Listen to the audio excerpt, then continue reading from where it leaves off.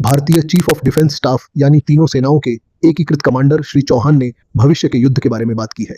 उन्होंने ये कहा कि जैसे जैसे दुनिया में तकनीक बढ़ रही है, आधुनिक युद्ध में परिवर्तनकारी बदलाव देखे जाएंगे। सीडीएस ने युद्ध की विकसित प्रकृति और भविष्य के संघर्षों के लिए भारत की तैयारियों के बारे में भी विस्तार से बताया।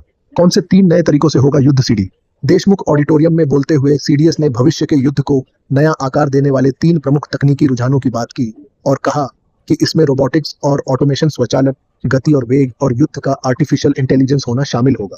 तो अब मनुष्य नहीं मशीनों में होगा युद्ध। अनिल चौहान ने कहा कि युद्ध हमेशा से ही मनुष्यों के बीच एक प्रतियोगिता रही है। कोई बेहतर हथियारों से लैस हो सकता है, बेहतर बॉडी आर्मर, तलवार, भाला या आधुनिक राइफल से लैस हो सकता है, या उसके पास बेहतर गतिशीलता हो सकती है। फिर भी इसके केंद्र में युद्ध हमेशा मनुष्यों के बीच ही रहा है। सीडीएस ने आगे चेताते हुए कहा कि अब युद्ध का तरीका बदला जाएगा। अब हम एक नए युग की शुरुआत कर रहे हैं।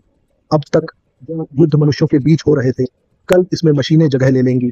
इस तरह भी लड़ा जाएगा युद्ध। दूसरा ट्रेंड त्वरित गति के बारे में बात करते हुए अनिल चौहान ने हाइपरसोनिक्स, ड्रोन और ऑर्बिटल डिफेंस सिस्टम में हुई प्रगति का उल्लेख किया। सीडीएस ने कहा कि हाइपरसोनिक्स, ग्लाइड और क्रूज आंशिक कक्षीय प्रणाली जो दुनिया का चक्कर लगा सकती है और स्टील तकनीक जैसी तकनीकों द्वारा संचालित हो रही है।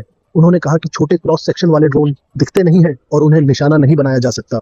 उन्होंने आगे बुद्धिमत्ता के तीसरे ट्रेंड के बारे में कहा कि कृत्रिम बुद्धिमत्ता और अन्य उन्नत तकनीकें युद्ध के मैदान के डिजिटलीकरण पर केंद्रित है। दुनिया की उन्नत सेनाओं के साथ चलना होगा। सीडीएस ने कहा तीसरा बदलाव युद्ध का बुद्धिमत्तापूर्ण होना है, जिसमें कृत्रिम बुद्धिमत्ता, machine learning, big data, big language models, super computing और एज कंप्यूटिंग शामिल हैं।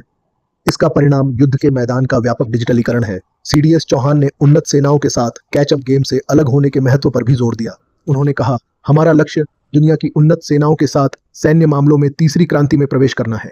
इसे प्राप्त करने के लिए सशस्त्र बलों के भीतर मानसिकता और नई सोच में बदलाव की आवश्यकता होगी।